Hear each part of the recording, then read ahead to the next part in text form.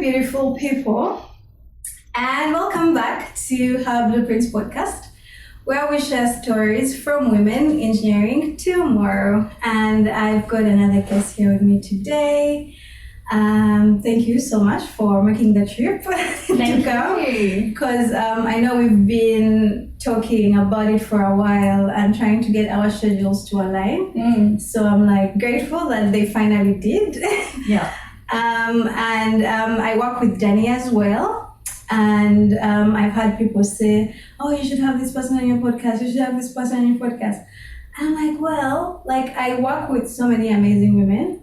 And if anything, that's where I want to start. And hear from them, because they're so inspiring, and just getting their perspective on life as well. And I'm so excited to have you on again, finally, yay! And as always, I like to let my guests introduce themselves. So you can tell us a bit about who you are and what you do and what you've been up to. Oh, well, Thank you, Mercy. And you're right, it's tricky to try and get the times aligning, so I'm really happy to be here in your beautiful home and beautiful space. Thank you.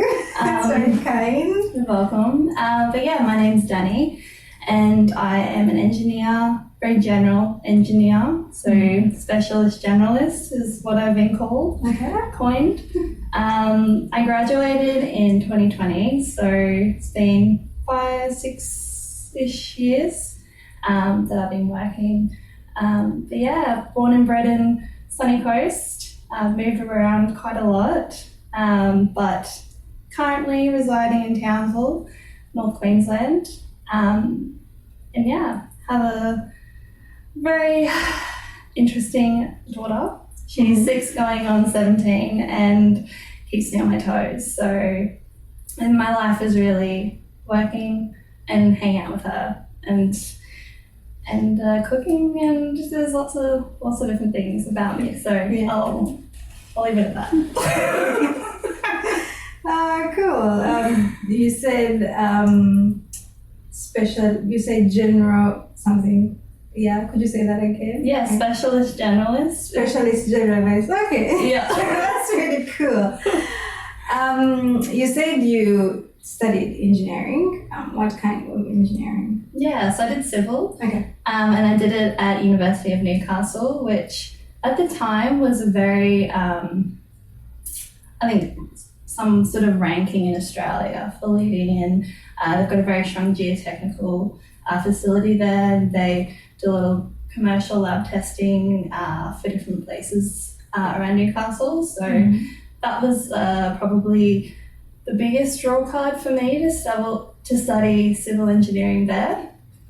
And our course at the time, they used to let you specialise in different, parts of water or geo or structural, but it was just like a general civil degree. Yeah.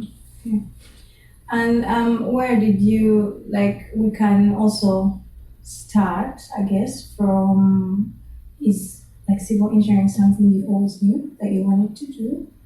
And at what point, in your childhood or teenagehood? But at what point did it start to kind of become clear that this is the career that I want for myself? Where do you think that story starts for you? Yeah, short answer, I think, was it a yes or no? When did I know civil engineering? Yeah, when did you know, when did the idea kind of first come to you? Yeah, so it first came to me in 2019. Okay, that's quite specific. Sorry, not 2019, sorry, a year before I started, so 2016. Okay. And, but I would say there's definitely a backstory as to how we sort of got there, and I can start as far back as my grandfather, or kind of weave into what brought me to that epiphany, I guess. Yeah, we can start from your granddad. So my granddad was a plumber and grew up in rural Canada. So very cold, very harsh environment, and it was just a place where you needed to know what you're doing, I guess. Anywhere that's a bit far removed from any sort of developed facilities. And so he raised my mum to be quite hands-on.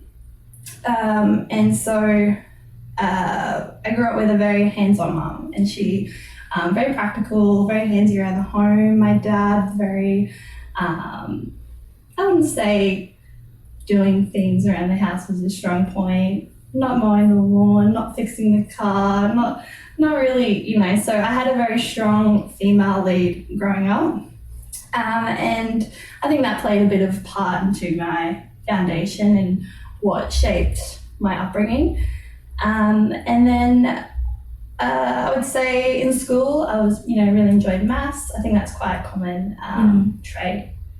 We get drawn to the maths and then sort of think, okay, well, what am I going to do with maths? Because I was very passionate about in the humanitarian department. Really loved ancient history, loved geography, loved just learning about people and civilizations and all that sort of stuff. So I had a very strong, I would say, social conscience as a kid.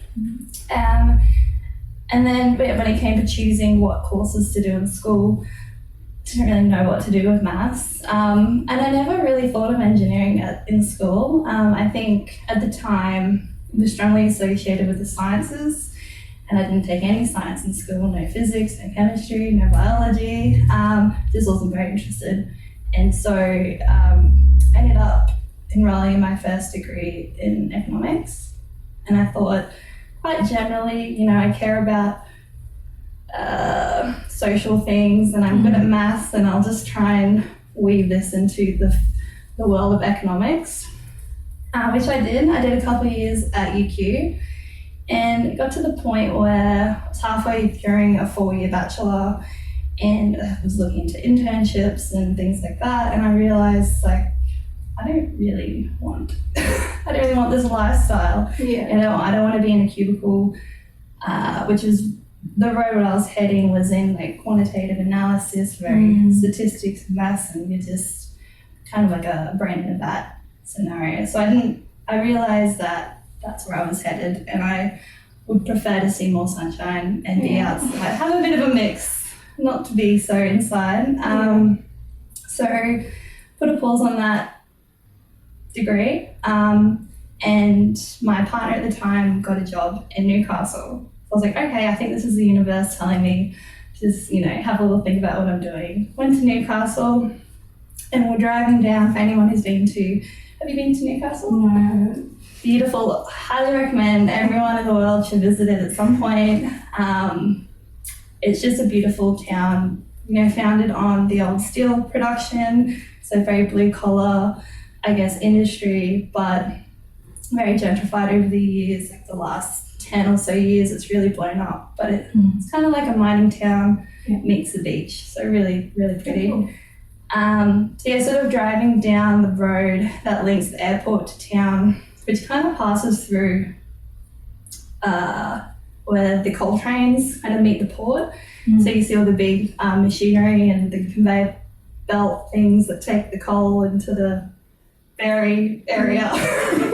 And I was just driving through and I was just so impressed. I was like, oh my gosh, people made this, people put this together. Yeah. And I was just so inspired by what people can do, really.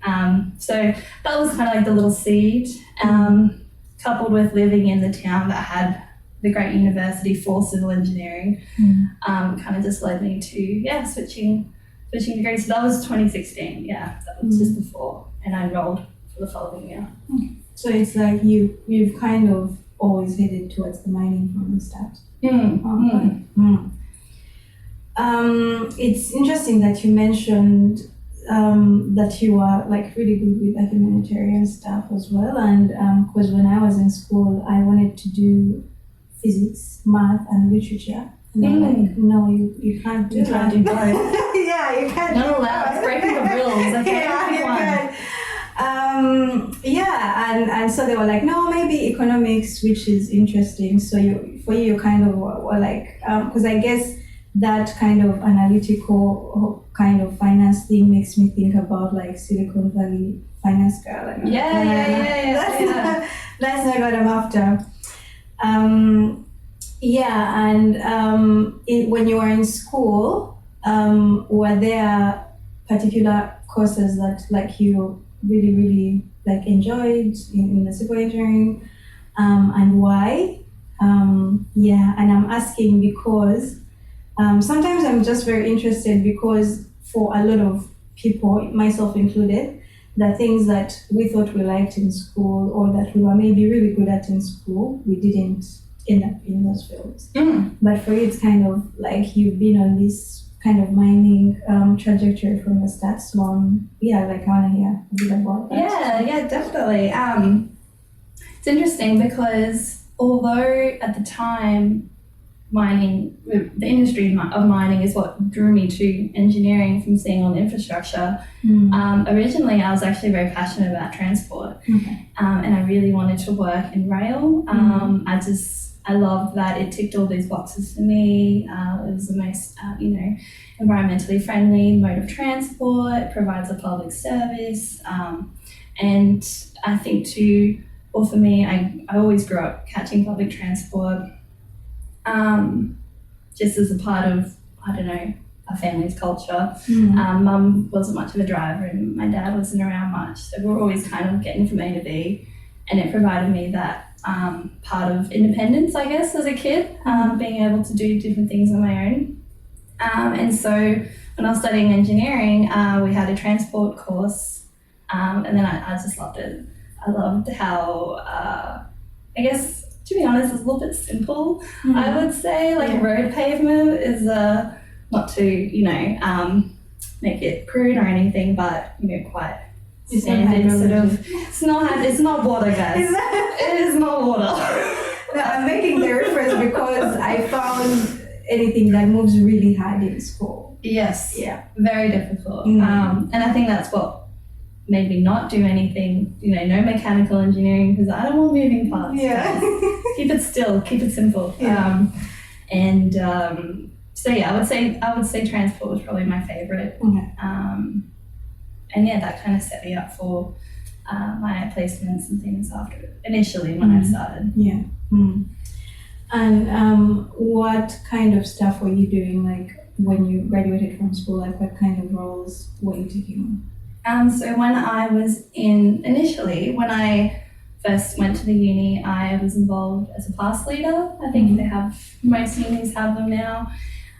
You take on the role to kind of facilitate a study session for first year students, and it's that gap between the lecturer and the tutors to just provide that additional, I guess, study time. So I really enjoyed starting off with that, I guess, as my first industry relevant role.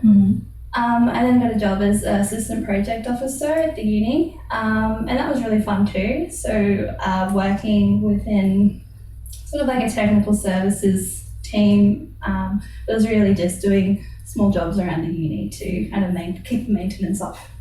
So like anything from the car park, pavement patching and light poles, and repainting surfaces, just little things like that. So I really enjoyed, I would say, applying a bit of the transport side of things at that moment, and through that role and getting that experience, I then secured an undergraduate position with, at the time it was Lend-Lease, and then they sold the infrastructure division to Acciona. It's a very large Spanish construction conglomerate, and yeah, was able to get a uni placement doing my second last summer. I was there in Melbourne, working on the level crossing removal program, which was a massive job. I think it's still going. Don't quote me on that. Could be finished by now. We keep doing work, but yeah, essentially like a transport girl's dream job of bridges, tunnels, roads, just upgrading the train stations, removing those big red room gates. Yeah, that was, I would say, my first sort of initial taste. And then I finished uni and they offered me the graduate role So we moved down to Melbourne, and at the time, my partner was there, my daughter, who that could be a whole different way to answer your question. But my daughter was quite young, and so that was a very interesting, trying time for me as a young graduate with a young daughter, and juggling just logistically, really, like getting to work on time was like a very big hurdle to cross. So, but yeah, I would say initially my time with Atukunda was really what I was doing as a graduate. Yeah. Okay. I'm tempted to talk a bit more about your experiences around having a child that early on in your career, and having to manage work as well, like work commitments as well. Yeah. Definitely. So winding it back a little bit as well. So I gave birth to my daughter after my first semester of uni. And at the time, looking back now, I can see why people do life in stages. You want to spread things out, but at the time it wasn't too much to juggle. I had a partner who provided, the home and things like that.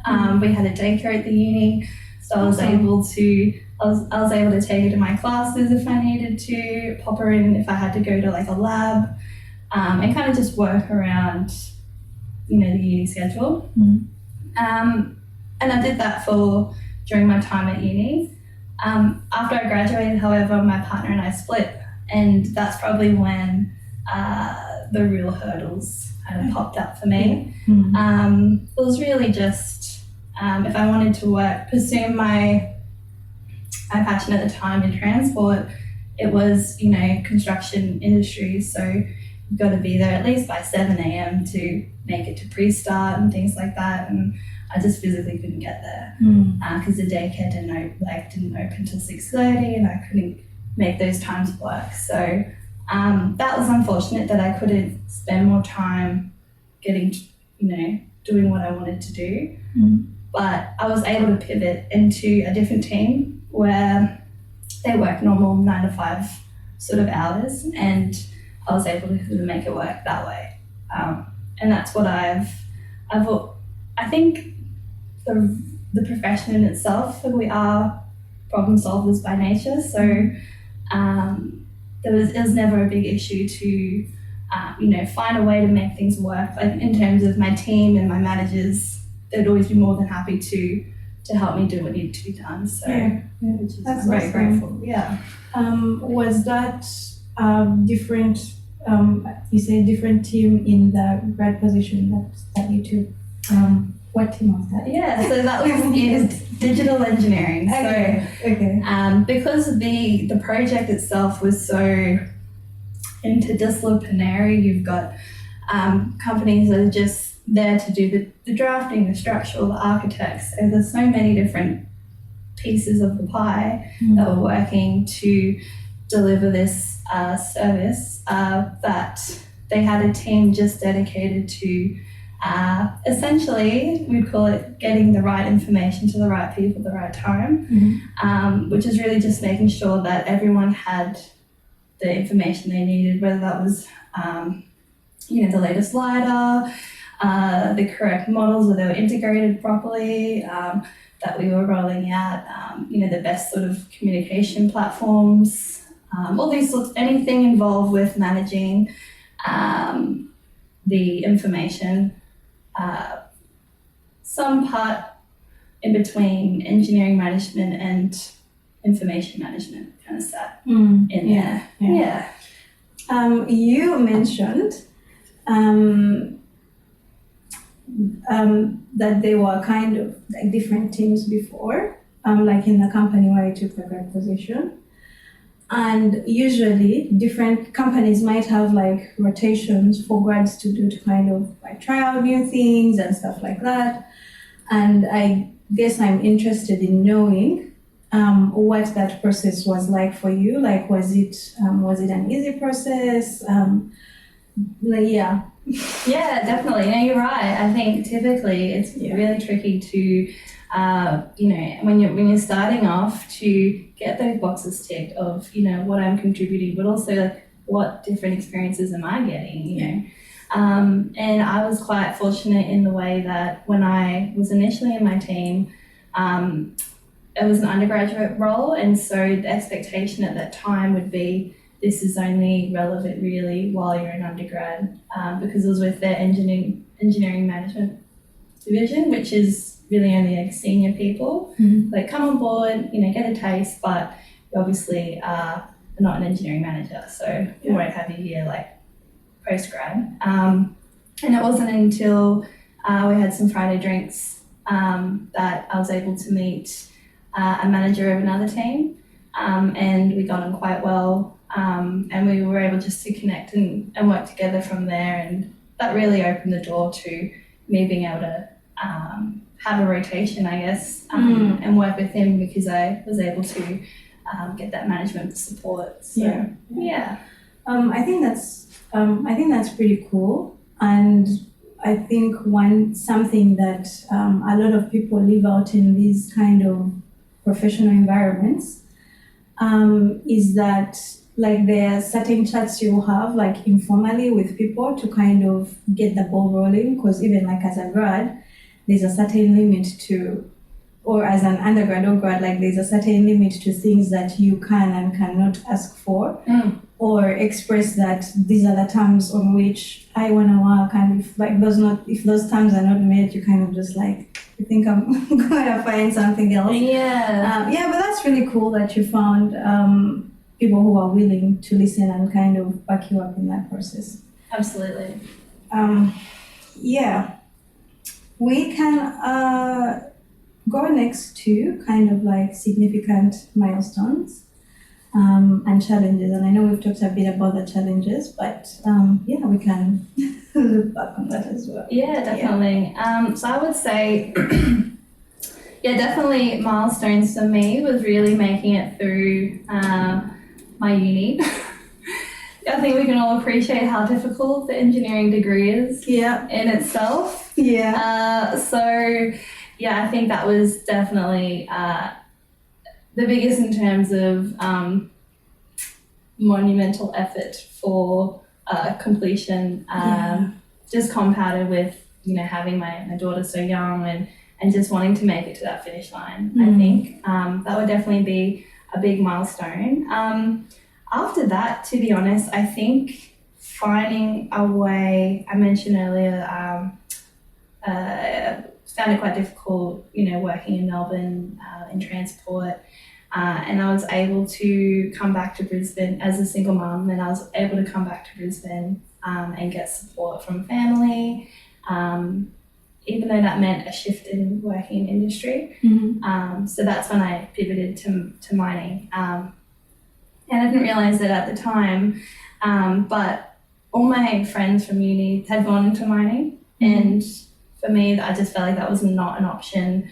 It was, I guess, a bit of a pull for why I went to transport, because, I couldn't make any FIFO, any Dido, none of that, with my daughter. So I started working for the Department of Resources, and really just enjoyed working through different areas. That's where I met Ollie, who was able to then bring me over to Jenny, and Trav and Anno helped me get settled in and provide me the opportunity to try the consulting part of mining. I would say the second, I guess, milestone for me was then having that next epiphany that I actually really enjoy mining as an industry. And I can see why I was so inspired to, get involved in engineering in the first place, and how I've loved to watch my friends, embark on their career in mining. And even though I took a very different approach, having that epiphany, like, no, this is actually the industry that I'm really happy to work in now and contribute the rest of my career in, which is how it feels at the moment. So I would say that's pretty much my next biggest milestone ticking. If I can put my foot down a bit on that, what is it about mining? Yeah. In the sense that, 'cause, it's an industry that I stumbled into, but kind of really ended up enjoying the aspect of it that I've been working in. And so I'm interested in kind of dissecting a bit of like, what does it mean to you, or what does this contribution, what does your contribution to it mean to you, and like even like in the grand scheme of things. Yeah, definitely. So I think what I love about mining is that it is like the first raw input, like the start of the way our whole society is established. There's really nothing we can do if we don't have the raw materials to do it. And we get those raw materials by mining them. So I think having that appreciation for its contribution to society in that way. And I would say initially, this was probably a pull away from mining when I started, especially in Newcastle. We've had lots of, which I was involved at the time in the big coal protests, doing the whole ship blockading. I was very anti just the word mining. I was like, oh no, like such a dirty word for our generation, I think. To be involved. It really is.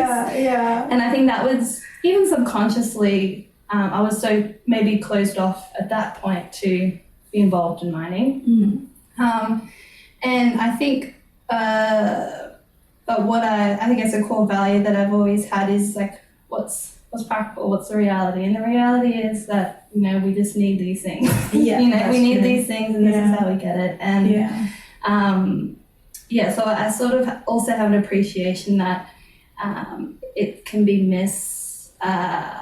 almost misjudged in a way, and have a negative association for something that is actually quite practical and useful. Like, you've got a mobile phone. What do you say? Exactly. How did we get here? So do we fly? Do we have wings? No. We drive. We use our phones. This is how it is. It's interesting that you bring that up, because I have met certain people in networking events who will go like, oh, I can't work in mining and stuff like that. And, from a very valid moral standpoint, which I absolutely respect. And my opinion has been, and I guess part of it is always going to be, because I work in closure and rehabilitation, and I'm like, well, this is something unavoidable, like you said. So I'm just trying to make sure, or kind of try to contribute to the aspect of it kind of being done sustainably. Absolutely. So like, you don't throw the baby out the bathwater. We just try our best to do it as well as we can. 100%. And like really, like I could get quite political in my thoughts and opinions, but we'll leave it at that. But I do think that it is definitely a field that could be better understood. And it's like any field, it's going to be done, so you want it to be done as best it can be. And that's where we can have that contribution. Absolutely. I want to talk a bit about what you do every day, kind of like a peek into like a day in the life of Dani as a soul engineer working in mining. To see like how your days are, and I guess also because you've got a child, and so what does a typical day look like? And Definitely. What kind of projects do you like? What do day to day? Definitely. I'll touch a little bit on what it has looked like and what it will look like, because right now I'm actually in a sweet spot of having a few weeks off work. But essentially, I've just wrapped up my second year of doing consulting for Aegis. Similarly, in closure and rehabilitation, I spent my first year doing more water resource stuff, I guess, if you were to put a term on it, but as quite general. So lately I've been involved with the Perth team, doing things under Rowan, and really what a day literally looks like for me. Wake up. So we want to get into the routine, but wake up, morning pottering, take my daughter to school. Yeah. The great thing with consulting is you can work from home quite practically, I guess, and you can have hours that suit you as anyone that is trying to manage their work-life balance. I would work from 10 till 2 and be able to go pick my daughter up from school. And having that stable routine really has been the best. The best is like a working parent. But what I do really is so random. It can be anything from like reviewing a spreadsheet, putting together formulas. Really, I spend a lot of time in Excel. Really, we use it for and so it's been just random, very random. Yeah. But where I'm headed to, I've got a role within basically the mine planning team at a local gold mine. And awesome. so, my Congratulations, by the way. Oh, thank you. Thank you. The days will look very different. Yeah. No working from home. But it will be a 4-3 roster, and so I'll be away for 3 nights of the week, and I'll be home for the weekend. And being able to organise things with my daughter and my mum, so she has her grandparent around, which is the first time I've had that support from a parent. Awesome. And being able to, and my daughter's at an age where if I'm away for a few nights of the week, I don't feel too bad about it. So it's going to look very different, but my days will be very interesting, I would say, and varied, and I'm not too sure what to expect. Yeah, to be honest. Yeah, we'll see. Well, you've done it. I'll be doing a bit of Excel, a bit of something else. So. Yeah. Okay. I know that you've recently made the decision to go back to school and study. Yeah.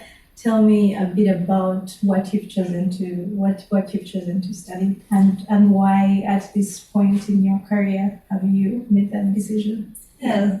So I've decided to study Masters in Water Resource Management, which really was the bane of my existence at uni. At uni, water things did not do well with me. I did my very best to just pass those courses. Same. Just needed to get through it. Yeah.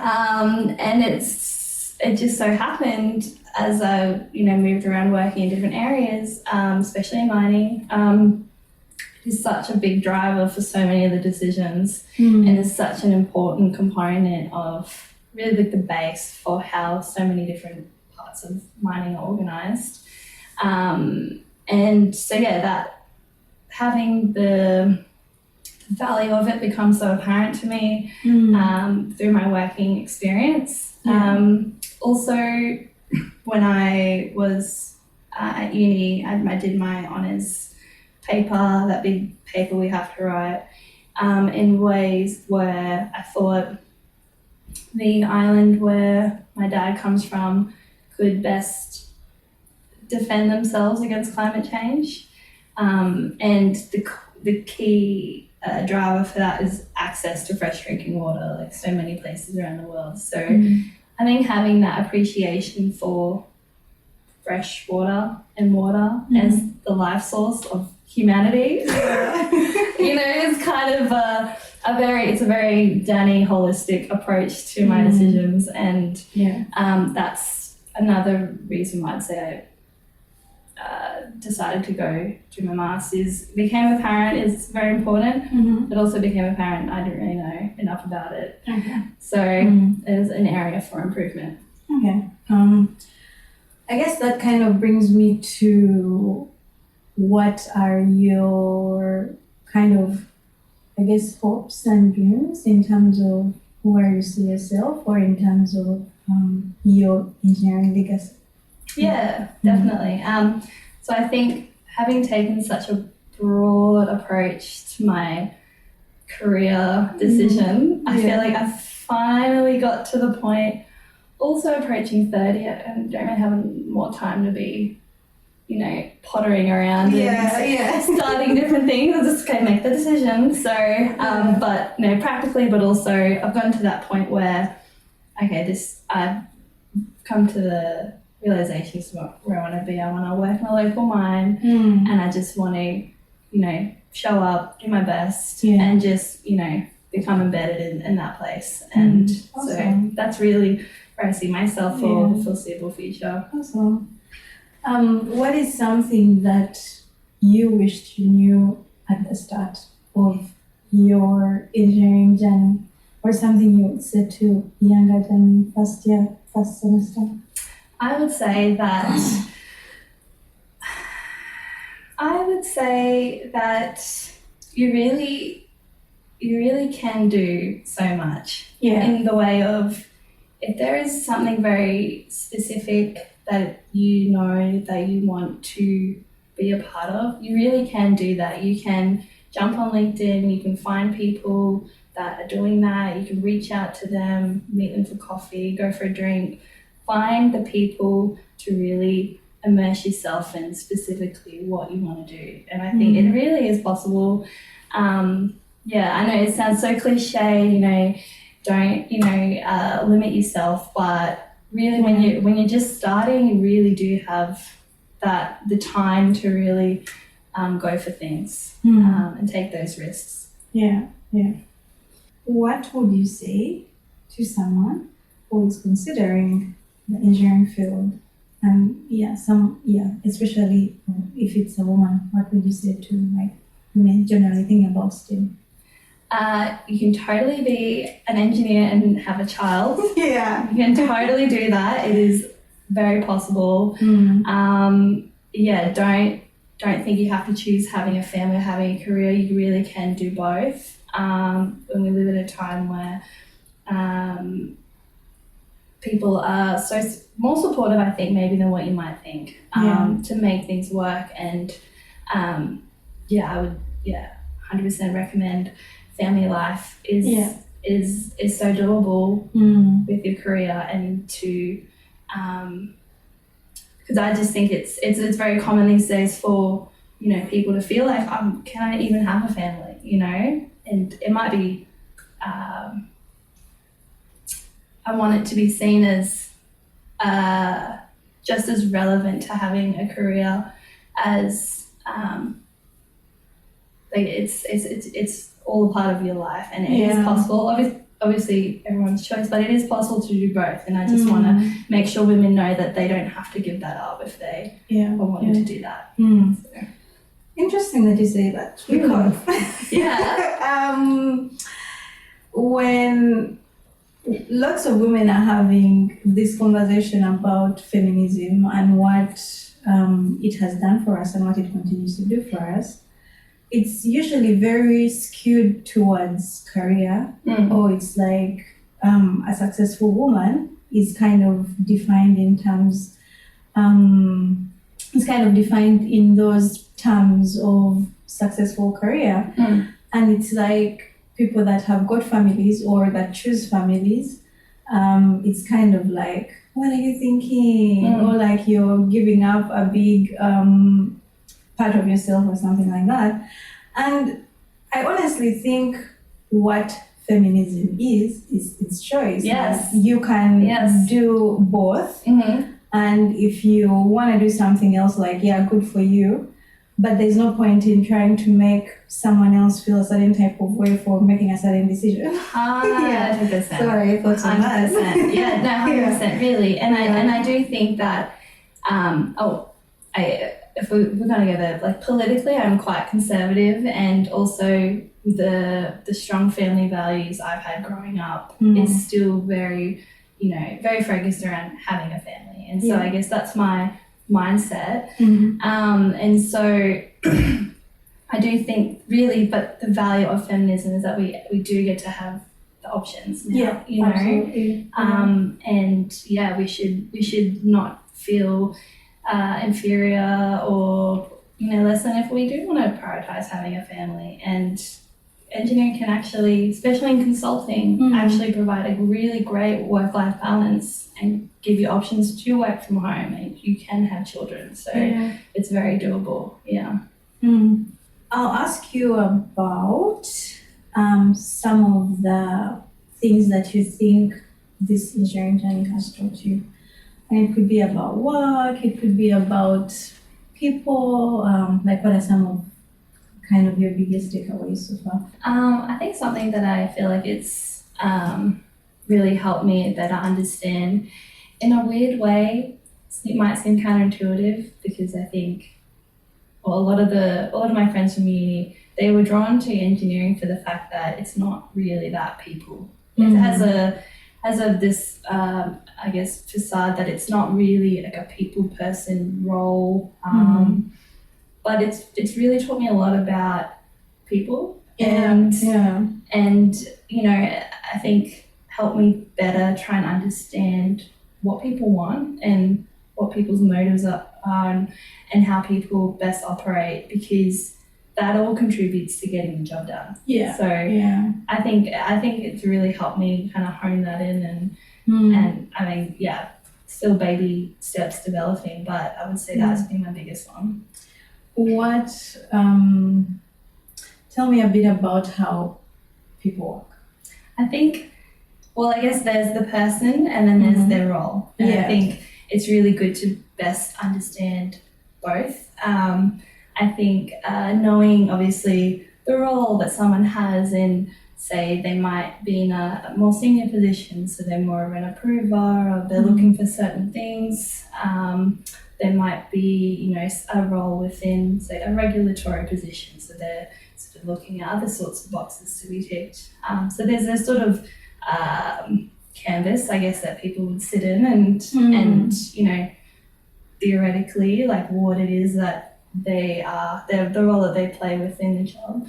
And then there's the people part of it, who they might prefer to, communicate a certain way, or they might be, they might be best spoken to first thing in the morning. Don't try to get them to approve anything, after 2 p.m. It's just not going to happen. So all these little nuances and parts about people, the way they like to communicate, the way their day is organised, I think will play a part as well into knowing the people that you work with. Absolutely. We're going to go into the kind of wrap-up questions where I ask you like 5 questions that you can answer a bit in depth or short or whatever you prefer. And the first one is, what's a common engineering myth or stereotype that you would love to debunk? A common engineering myth or stereotype? Well, I would say I think I've touched about it a little bit, but I would say it could just be that fallacy that, people think you're in high vis walking around outside all day, or maybe you're chained to a computer doing that. And I'm not denying that is a core part of a lot of different types of work, but there is so much in between it. At the end of the day, it is a professional role, and you get, time to spend with people, meetings, lots of chats, lots of coffee, lots of, all these different elements that play a role. You can travel, so I think it is something that really can be for so many people. It's, and I think that's probably the biggest myth, is that you really, okay, you know what, if I was to re-answer this question. Yeah, let's do it. If I was to re-answer this question, common engineering myth that I would like to debunk is that you don't have to be a brainiac. You really don't have to be the smartest person in the room. A lot of it really is logic and common sense in a way, and working, methodically through problems. And so many people do that in life. And it can really be for so many different people. Doesn't matter how you went at school or how you might perceive yourself, and your level of IQ or anything like that. It can really be for so many. Say the person that really loves math. I Okay, there is elements. But yeah, I mean, besides that, no, I know what you mean. yeah, I would, definitely try and open it up more. Yeah. Okay. What's a habit that keeps you sane in the whirlwind of deadlines? Habit that keeps me sane. I do love my music. Okay. I will say, Me too. put some music on, something, raise my interest level just enough in the background where I can get that right level of focus. Yeah. I would say. And they talk about, like the psychological side. So a bit of music. If I'm feeling quite stressed, it's like a deep breath in.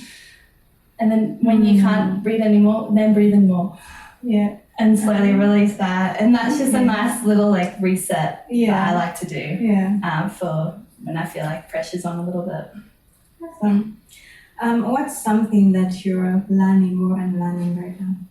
Learning would be to have more confidence in myself. Okay. Yeah.